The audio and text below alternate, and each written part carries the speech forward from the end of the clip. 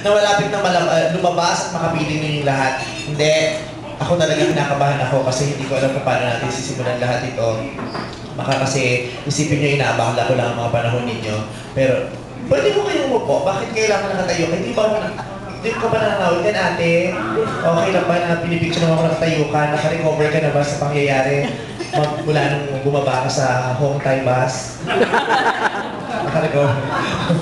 para ikaw lang talagang naka-ano doon, ate, naka-survive ha? Oo, sa mukha siyang chines na masaya na siya lang naka-survive. Okay. So, teka lang. Parang nanginginig kasi itong puwitan ko. Parang may nagbabibrate. Kunin ko lang muna. Kailangan ko nang basahin kasi bago tuluyang pumasok ito sa puwitan ko, kailangan mabasa ko na yung mensahe. May nag-text! Vice! Congrats! You are the chosen one. John Avila ba ito? Charot! Nag-ambisyosa talaga ako hanggang ngayon eh. Humuhong pa rin ako. Ano ba ibig sabihin? Ano ba to? Bakit hindi ko... Ayan, parang naghang yung telepono ko bigla. Mamaya ka na. Mamaya mo pumasok kasi ibang message.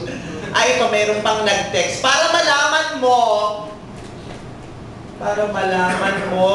kung anong nangyayari, lumingon ka sa likod mo. Parang wala naman tao sa likod ko. Lumingon ka sa likod mo at makikita mo ang string. Ay, ito may string. Ang kapal naman kasi ng string, kaya pansin na pansin ng lahat. Diyos ko, kung sa iba mo ito napunta, baka nagtagal tayo ng kahanap rito. Lumingon ka, makikita mo ang string at itali sa leeg mo sabay talon. Raulo pa na ito. Hindi, ayan. Makikita mo ang string, hatakin mo, at nang makita mo... Wow!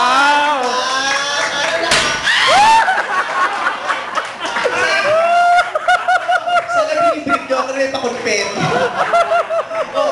Hindi nyo naman sinabi birthday ko pala. Na-surprise ako doon. Kulang na lang balloons. O diba? Ang ganda ko dyan, in fairness. May nag-text. Ayan. Halatang hindi ko na Photoshop yung langawan na yan kasi kirat mo ang mata ko dyan. Bilang pagod yung kanang mata at nakatulog yung kaliwa. Diba? Ako po talaga yan. Kasi ayan, kamay ko yan eh. Kamay ko yan. Ako, diba? Maganda. May nag-text! Glow prepaid. Nakakatuwa naman ito na parang kalibel ko na si Sarah Geronimo. Diba? Kalibel ko na si Sarah Geronimo, pero mas gusto kong kalibel si Santino sa mga pagkakataon ito. Ganun ako ka-wholesome ngayon si Santino ang kalibel ko. Ako po ay isang masayang tao ngayon sa pagkakataon ito dahil talagang makukonsidera ko na ang sarili kong talagang ka-globe. Isa na akong ka-globe. At yan po talaga, isa sa mga magagandang pangyayari sa buhay ko lately. At meron tayong makakasama ngayon na makakausap nyo rin at mag-i-explain sa inyo na napakaraming bagay. Nandiyan si Miss Katie Dizon. Ayan, palapakan po natin si Miss Katie Dizon. Isa rin po siyang survivor ng hostage crisis. Siya po yung nagbukas ng TV, kaya napanood yung mga pangyayari na kinover.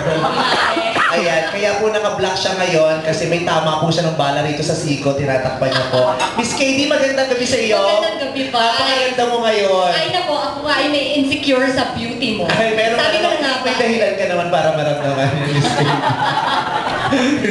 Joke lang.